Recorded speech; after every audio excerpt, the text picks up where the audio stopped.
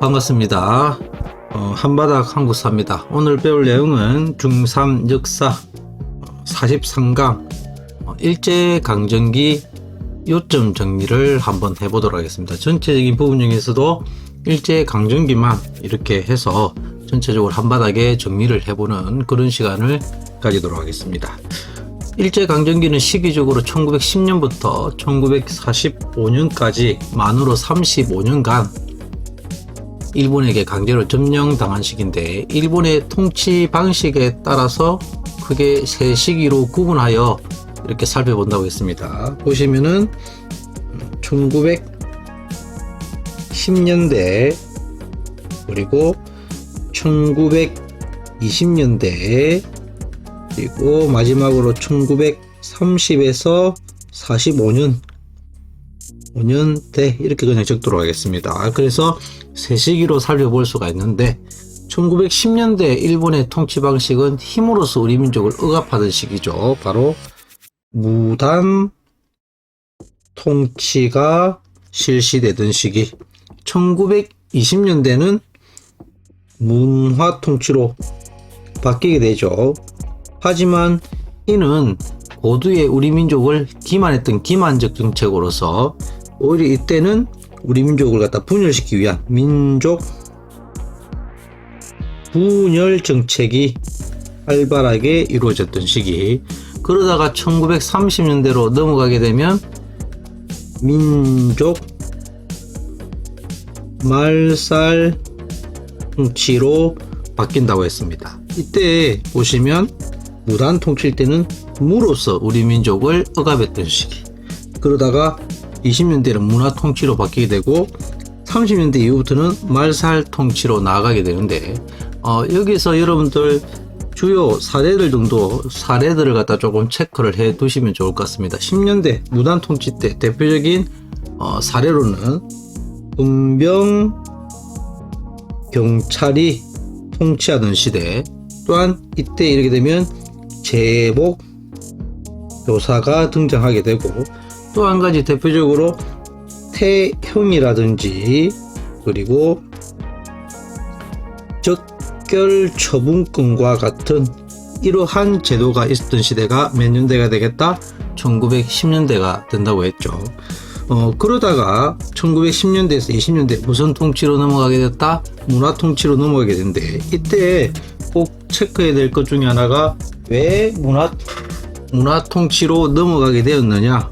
바로 이거 중요하죠. 10년대에서 20년대 바로 문화 통치로 넘어가게 된 가장 결정적인 계기는 3.1 운동이 일어나서 바로 문화 통치로 변화되게 되는 결정적 요인이 되는데, 3.1 운동은 조금 이따가 살펴보기로 하고, 문화 통치의 대표적인 사례로는 또한 헌병경찰 제도에서 이제 보통 경찰 제도로 바뀌게 되지만, 오히려 경찰의 수가 매우 어떻게 되었다? 늘어났던 시기가 되겠다. 또한 언론 출판 이러한 자유를 갖다가 보장하겠다 해놓고는 오히려 무엇을 강화시켰다? 검열을 갖다가 강화시켰던 시대가 되겠다. 또한 태형이라든지 적결 처분권 같은 것을 없애주겠다 해놓고는 오히려 치안 유지법을 만들어서 일반 백성들까지 더 속매게 했으며, 또한 문관 출신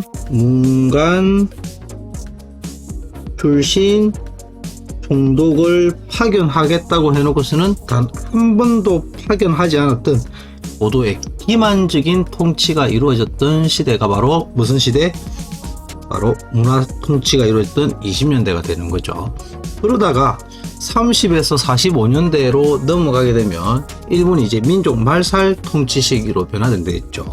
이렇게 민족 말살 통치로 변화되게 된 원인 역시 알아두셔야 되겠습니다. 31년도에 무슨 사건이?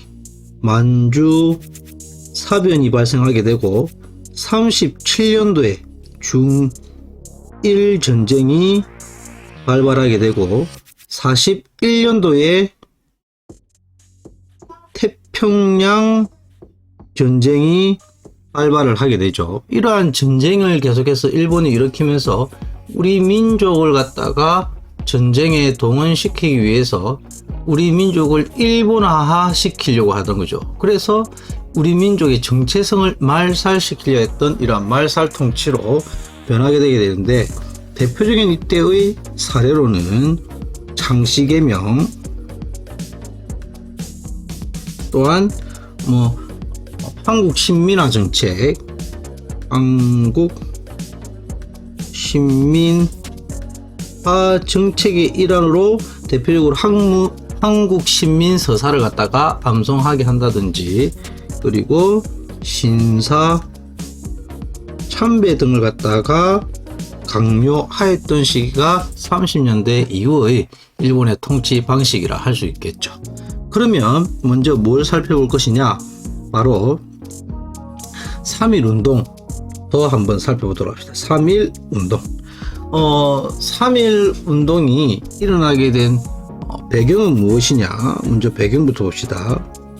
배경은 그게 여러 가지 요인이 있습니다. 그 중에서도 직접적인 어떠한 영향을 끼쳤던 배경을 살펴보면, 이때 미국의 대통령이었던 윌슨이 민족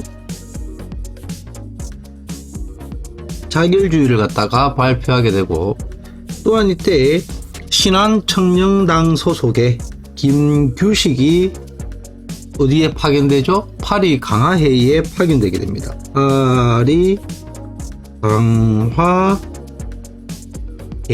강화회의에 파견이 되게 되고, 이러한 분위기 속에 일본에서 또한 일본 유학생들을 중심으로 해서 28 독립선언이 발표가 되게 됩니다. 또한 이때 수업 시간에는 언급하지 않았지만 고종의 독살설, 이런 것들이 배경이 되어 바로 3.1운동이 전국적으로 일어나게 되는데, 자, 이 과정을 살펴보시면 크게 3.1운동은 3단계로 나누어서 봅니다. 먼저 1단계는 민족 지도자 33인이 독립선언문을 갖다가 낭독하는 거죠. 독립선언문 낭독이 1단계.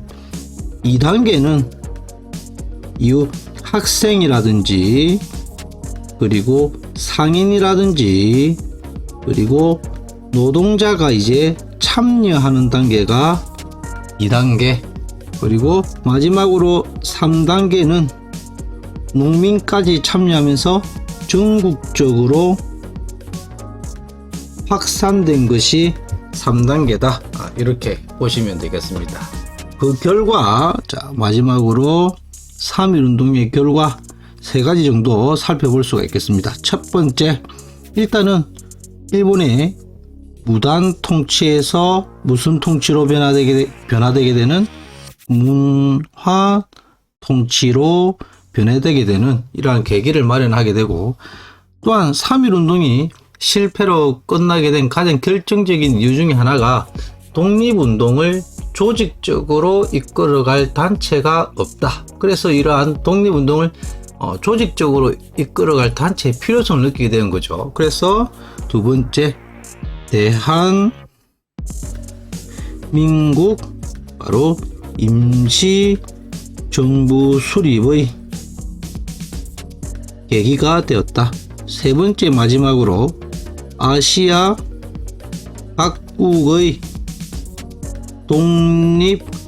독립운동에도 영향을 끼쳤다. 대표적으로 중국의 오사운동 등에 영향을 끼치게 되었던 거죠. 그래서 이렇게 3.1운동이 전개되었고, 일본의 통치 방식이 무단 통치에서 무슨 통치로?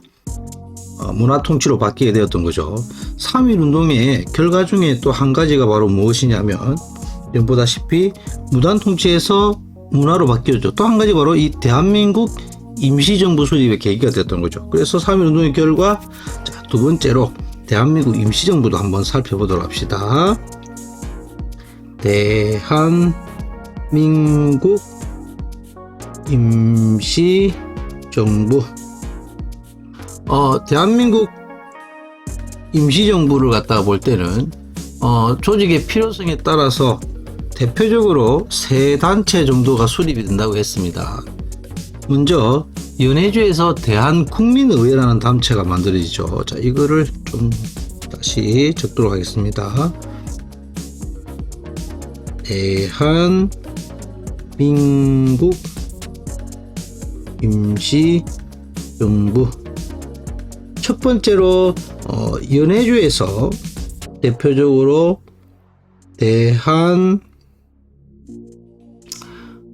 국민의회란 것이 수립되죠. 국민의회란 것이 수립되게 되고 국내에서 한성에, 즉 서울이 되겠죠. 여기에서 한성정부란 것이 수립되게 됩니다. 한성정부란 것이 수립되게 되고, 또한 상해에서는 상해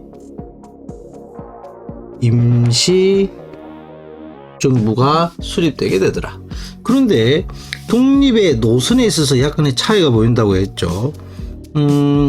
대한국민의회 같은 경우는 무장투쟁을 통해서 독립을 쟁취하자. 이에 비해서 한성정부는 국내에서 활동에 좀 어려움이 있었겠죠. 그래서 정통성을 가지되 형식적인 단체였습니다. 형식적인 단체였고, 상해 임시정부 같은 경우는 외교를 통해서 독립을 갖다가 이끌자 이렇게 했지만, 처음에는 이 연해주의 대한국민의회하고 상해의 상해 임시정부하고 갈등이 일어나다가 최종적으로 이 상해의 임시정부를 갖다가 따르는 형태로 이렇게 통합이 되었던 거죠. 그래서 상해 임시정부에 따라서 대한민국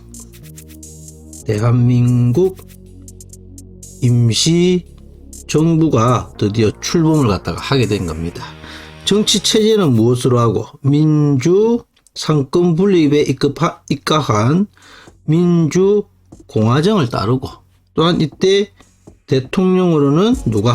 이승만이, 그리고 국무총리로는 이동희가 이렇게 이끌어가게 되었던 거죠. 하지만 이때 물론 여러 가지 활동을 합니다. 교통국을 만든다든지, 혹은 연통제를 갖다가 실시한다든지, 독립자금을 마련한다든지, 독립신문을 간양을 한다든지 이렇게 했지만, 가장 성과를 거두어야 될 외교 독립론이 커다란 성과를 갖다가 거두지 못하죠. 커다란 성과를 갖다가 거두지 못하자, 이에 이 대한민국 임시정부를 갖다가 어떻게 해야 될 것인가, 이러한 논의가 이어지게 됩니다. 그러던 중에 이승만이 위임 통치론이라고 해가지고 우리나라를 갖다가 유엔에다가 이관시켜 버리자, 이런 문제들까지 이루어지면서 여러 가지 갈등 사항이 나타나게 되고, 이러던 중에 대한민국 임시정부를 없애버리자, 아니면 새롭게 만들자, 아니면 계속해서 이끌어가자, 이런 세력들로 나뉘게 되는데, 최종적으로 바로 이 김구라는 분이, 김구가 이 대한민국 임시정부를 이끌어가게 되었던 거죠. 특히 이후 한인 애국단이라는 단체를 조직한다든지, 또한 독립군 부대로는 한국 강복군이라는 단체를 조직해서 계속해서 이 대한민국 임시정부를 갖다가 끝까지 이끌어 가셨더라, 이렇게 보시면 되겠습니다. 여기까지 일반적으로 일본의 통치 방식과 그에 대한 3.1운동이라든지 대한민국 임시정부에 대해서 살펴보았다면, 지금부터는 이에 대한 시대별 독립 저항에 대해서, 독립운동에 대해서 살펴보도록 하겠습니다. 무엇에 대해서 보겠다? 지금부터는 독립운동에 대해서 시대별로 나누어서 살펴보도록 하겠습니다. 1910년대 독립운동은 국내의 독립운동과 국외의 독립운동으로 나뉘어지게 되는데, 1910년대 국내의 독립운동은 주로 비밀결사운동 형태로 이루어졌죠. 비밀결사운동 형태로 이루어졌더라. 이에 비해서 국외에서는 주로 독립군 기지 건설 운동 형태로 나타나게 됩니다. 그러다가 20년대로 넘어가게 되면 먼저 국내부터 살펴보도록 합시다. 20년대의 우리 사회의 커다란 특징점 중에 하나가 뭐냐면 이때 사상적으로 사회주의 사상이 우리나라에 본격적으로 들어왔던 시기가 1920년대가 됩니다. 그래서 20년대 독립운동은 크게 민족주의 계열의 독립운동과 그리고 사회주의 계열의 독립운동으로 나뉘게 되는데, 주로 국내의 민족주의 계열의 독립운동은 실력 양성 운동으로 나타나게 되고, 사회주의 계열에서는 쟁의 운동 형태로 독립운동이 이루어지게 됩니다. 실력 양성 운동의 대표적인 사례로는 첫 번째 물산 장려 운동이 있죠. 물산 장려 운동이 있고, 이에 비해서 또 한 가지 밀립 대학 설립 운동, 이러한 실력 양성 운동이 일어나게 됩니다. 글자를 조금 날려 쓴 것 같은데, 실력 양성 운동의 대표적인 사례로는 물산 장려 운동과 또한 대표적인 밀립대학 설립운동, 이런 것들이 있습니다. 이에 비해서 쟁의운동에 있어서는 소작쟁의라든지 그리고 노동쟁의 같은 것들이 일어나게 됩니다. 소작쟁의의 대표적인 사례로는 암태도 소작쟁의운동, 노동쟁의의 대표적인 사례로는 원산부두 총파업 이런 것들이 있습니다. 그런데 지금 이렇게 보았던 실력 양성운동, 물산 장려운동이라든지 밀립대학 설립운동이라든지 이런 것들 대다수 실패로 끝나고 맙니다.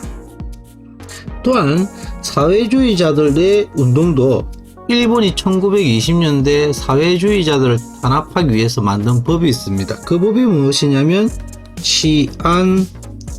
치안유지법이란 것인데, 이런 것들로 인해서 어려움을 겪게 되죠. 특히 이 민족주의자들 같은 경우에는 그게 계속해서 실패로 끝나자 드디어 변절자들이 나타나게 되는데, 이 대표적인 변절자들을 뭐라 부르냐면 타협적, 줄여서 적겠습니다. 타협적 민족주의라고 부르는 거죠. 타협적 민족주의자.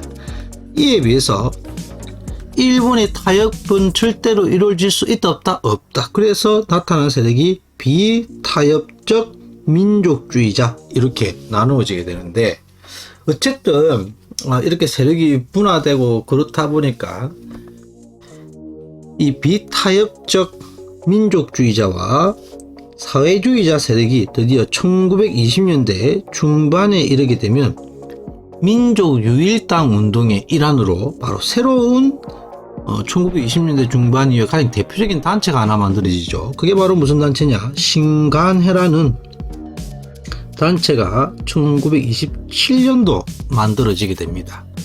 무슨 운동의 일환으로 만들었냐? 민족 유일당 운동의 일환으로, 유일당 말 그대로 여러 가지 당을 이념이나 이런 것을 빠지지 않고 하나로 만들자, 이런 운동들이 일어나게 됩니다. 또한 이 단체는 공개적이면서도 또한 합법적인 단체이더라. 합법적 단체이고, 또한 제일 중요한 것 중에 하나가 이 신간의 후원을 받아서 바로 광주 학생 방일 운동에 대한 진상조사와 또한 이 운동이 전국적으로 퍼져나가게 되는 대표적인 활동을 펼쳤던 단체가 바로 신간회. 이에 비해서 사회주의자들이 중심이 되어서 벌였던 항일운동이 하나가 있는데, 그게 바로 60만세 운동이라는 게 있습니다. 60만세 운동이란 것인데, 처음에는 사회주의입니다. 주도해가지고 학생들이 연합해서 시위를 벌이려 했으나, 이 사회주의자들 이 운동이 사전에 발각이 되고 사회주의자들이 대거 연행되면서 학생들이 중심이 돼가지고 벌였던 만세운동 이렇게 되겠죠. 그러면 지금 국내를 봤죠. 국외를 봅시다. 국외는 색깔을 조금 바꾸어서 보겠습니다. 국외. 지금 국내를 봤는데 1920년대 국외입니다. 국외. 시대별로 나누어서 보도록 하겠습니다. 언제 이후가 되겠다? 1920년대 이후부터 해서 나누어서 볼 건데, 크게 먼저 1920년대 초부터 보면 1910년대 우리가 국외 독립운동의 특징이 무엇이냐? 국외의 특징은 독립군 기지 건설 운동이죠. 그럼 독립군 기지를 왜 건설했느냐? 독립군을 양성하기 위해서입니다. 그래서 드디어 그 양성된 독립군들이 실전에 투입되어서 대표적인 성과를 거두기 시작했던 것이 1920년대 초가 되겠습니다. 그래서 이때 나타났던 대표적인 전투가 첫 번째 무슨 전투가 있죠? 봉오동 전투가 있겠더라. 이 봉오동 전투를 이끌었던 대표적인 장군이 홍범도 장군이고, 홍범도 장군이 이끌었던 부대가, 줄여서 좀 적겠습니다. 공간이 조금 좁은 관계로 대한독립군이라고 했죠. 대한독립군. 이에 비해서 그 다음에 있었던 대표적인 또 성과를 거두었던 전투가 청산리 전투가 되겠습니다. 청산리 전투가 될 것이고, 이 청산리 전투를 이끌었던 가장 중심적인 인물이 김자진 장군이고, 김자진 장군이 이끌었던 대표적인 부대가 북로 군정서군과 연합해서 또 홍범도에 대한 독립군 연합하지만 줄을 이뤘던 것은 김자진 장군의 북로 군정서군이 되겠죠. 이후에 일본이 이에 대한 보복으로 간도 참변이 일어나게 되고, 이후 서일이 다시금 독립군을 재정비해서 대한 독립군단을 갖다가 재조직하게 됩니다. 하지만 다시금 우리 이 독립군이 그다란 피해를 보게 됐던 사건이 자유시 참변이 되겠죠. 자유시 참변. 이러면서 1920년대 초 거의 독립군이 괴멸되다시피 합니다. 그러다가 일부 살아남은 독립군들에 의해서 다시금 1920년대 중반으로 넘어갑시다. 중반으로 넘어가게 되면 이때 살아남은 독립군들이 새로운 세계의 부를 만들죠. 그걸 3부라고 부르는데 참의부, 정의부, 신민부가 되겠습니다. 좀 줄여서 적겠습니다. 참, 그리고 정, 그리고 신, 이 합쳐서 3위부라고 봅니다. 참, 정, 신, 그죠? 참의부, 정의부, 신민부 이렇게 됩니다. 그리고 이 참의부, 정의부, 신민부를 국내에서 지금 보시다시피 민족 유일당 운동이 일어나고 있던 상황이죠. 크게 발맞춰서 국외에서도 이거를 하나로 통입하려고 했지만 끝내 이념적 차이로 인해서 하나로는 통합하지 못하고 두 개로 통합되게 됩니다. 그래서 어떻게 혁신의회와 국민부라는 단체로 통합되게 되더라. 이게 바로 1920년대 중반의 모습이 되겠죠. 그러다가 다시금 언제로 넘어가겠다. 이제 1930년대 초반으로 넘어가게 되면 그게 이 혁신의회가 그대로 또 30년대로 넘어오겠죠. 그에 따라서 이 혁신의회 산하에 행정기관과 그리고 군사기관을 만들게 됩니다. 그래서 만들어진 단체가 혁신의회에서 만든 단체입니다. 한국독립당과 그리고 그 산하에 독립군 부대로 한국독립군을 갖다가 조직하죠. 한국독립군을 갖다가 조직하고, 국민부 같은 경우도 역시 동일하게 만든 것이 조선혁명당입니다. 조선혁명당과 그 산하에 독립군도 조직을 하게 됩니다. 그게 조선혁명군이죠. 혁명군을 갖다가 조직하게 되는데, 참고로 한국 독립군을 이끌었던 군은 지청천, 조선 혁명군을 갖다 이끌었던 장군은 양세봉, 이렇게 되는데, 1930년대 초반에 가장 커다란 특징이 무엇이냐? 이때 만주사변이 일어나죠. 만주사변이 일어나면서 본격적으로 이제 일본이 중국을 침략하자 중국군하고 드디어 연합해서 강국군이 활동을 벌이게 됩니다. 한국 독립군 같은 경우는 대표적으로 중국 호로군하고 연합을 하게 되죠. 중국 호로군하고 연합을 하게 되고, 좀 좁아서 글자가 조금 뭉개지는 것 같기도 합니다. 다음에 조선혁명군 같은 경우는 중국 의용군하고, 중국 누구하고? 의용군하고 연합을 해서, 대표적으로 이 한국 독립군과 중국 호로군이 이끌었던 대표적인 전투가 뭐 쌍성보 전투라든지, 조선혁명군하고 중국 의용군하고 연합해 가지고 벌였던 대표적인 운동이 뭐 영릉가 전투, 이런 게 있겠죠. 그래서 1940년대 초반에 우리 국외 독립운동의 가장 크다는 특징이 무엇이냐, 이렇게 한다면 한중 연합 작전이 이루어졌다는 것이 가장 커다란 특징이 되겠습니다. 책에 따라서는 중국과 연합을 하였다, 혹은 직접적으로 한중 연합 작전이 이루어졌다, 이렇게 서술되어 있을 건데, 가장 큰 특징은 한국 강복군들과 한국 독립군들과 그리고 중국군들과 연합이 이루어졌다는 점, 이렇게 알아두시면 될 것 같더라. 그러다가 다시금 이제 몇 년대로 넘어오게 되냐면 1930년대 중반 이후로 이제 넘어오도록 하겠습니다. 하사표를 그대로 이렇게 이어가지고 적도록 하겠습니다. 몇 년대가 되느냐? 1930년대 중반 이후가 되겠습니다. 1930년대 중반 이후가 되겠죠. 만주 사변으로 만주 지역에 만주국이라는 나라가 만들어지게 되고, 실제로 이제 일본에 점령되게 됩니다. 실제로는. 그에 따라서 이제 만주 지역에서는 더 이상 독립운동을 펼치기 상당히 어려워지게 됩니다. 그래서 1930년대 중반 이후 독립운동의 가장 커다란 특징이 무엇이냐? 만리장성 안쪽으로 이동해서 독립운동이 이루어진다는 거죠.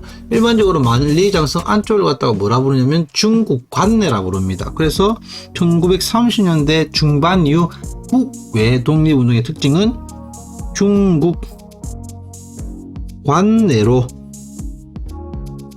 이동하여 독립운동이 이루어졌더라. 그래서 이때 이동하면서 만들어졌던 대표적인 단체들이 민족혁명당이라는 단체가 있습니다. 민족혁명당이라는 단체가 있고, 또 전통적으로 중국 관내에서 활동했던 단체가 있겠죠. 바로 대한민국 임시정부가 되겠습니다. 대한민국 임시정부가 있는데, 이 민족혁명당 같은 경우는 시간이 지나면 지날수록 사회주의 색채가 강한 단체로 바뀌게 되고, 그에 따라서 조직명이 바뀌게 되죠. 조선민족 전선연맹, 조선민족 전선연맹이라는 단체로 변화되게 되고, 그 산하에 독립군 부대를 갖다가 독립군 부대를 갖다가 운영하게 되는데, 그 부대가 바로 무엇이냐? 자, 잠시만 기다리죠. 이게 잠시만 기다려 주시기 바랍니다. 글자가 갑자기 안 적혀 가지고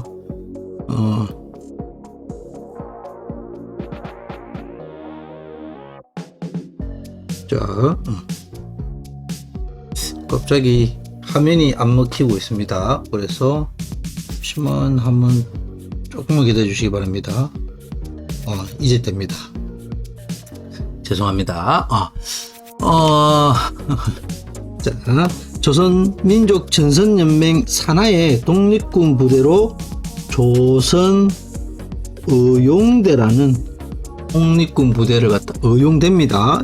잘렸는데 오늘 너무 좁은 곳에다가 지금 많은 양을 정리하려다 보니까, 자, 그래서 이끌었던 부대가 조선 의용대, 이런 부대가 활동을 하게 되고, 대한민국 임시정부 같은 경우도 산하의 독립운동 단체를 다시금 재조직하죠. 이 민족혁명당에서 넘어온 민족주의 계열과 연합하게 됨으로써 산하에 다시금 한국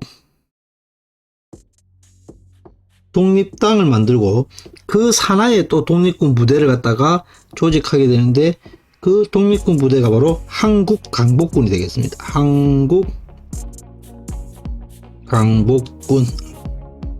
이렇게 그게 20년대 이후부터 해서 40년대까지 국외만 봤습니다. 그럼 30년대 선생님, 지금 보시면 국외 같은 경우 20년대 이후부터 해서 40년대까지 다 걸쳐서 봤습니다. 근데 30년대 국내는 안 봤는데, 30년대 국내는 독립운동을 갖다가 국내에서 하기가 상당히 어려움이 있어 국내 활동은 이렇게 별로 공부할 내용이 없다, 이렇게 보시면 되겠습니다. 공부할 게 없는 게 아니라 이렇게 구체적인 단체가 그렇게 많지는 않아서 주로 국외 쪽으로 이렇게 살펴본다는 겁니다. 그래서 오늘은 배운 내용 중에서 그게 일제강점기 파트만 전체적으로 한바닥 안에 정리를 해보았습니다. 수고하셨습니다.